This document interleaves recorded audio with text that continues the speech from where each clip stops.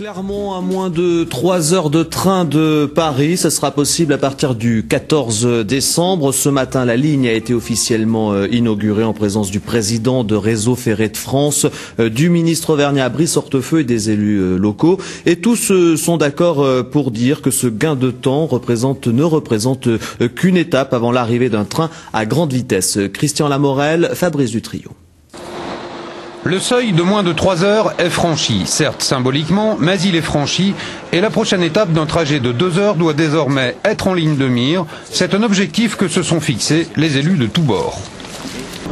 Cette inauguration s'est déroulée sous haute surveillance policière puisqu'on comptait plus de 20 fourgons de CRS, un dispositif qui semblait quelque peu disproportionné.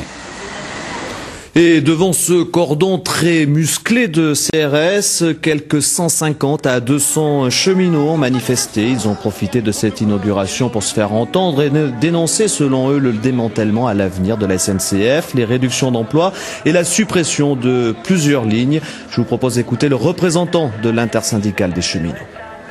Aujourd'hui, on inaugure le V200.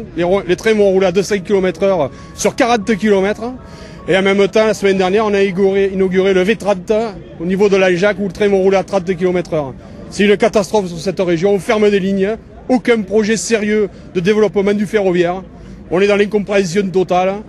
À quand, pour nous, des véritables moyens de transport sur cette région? À quand le TGV?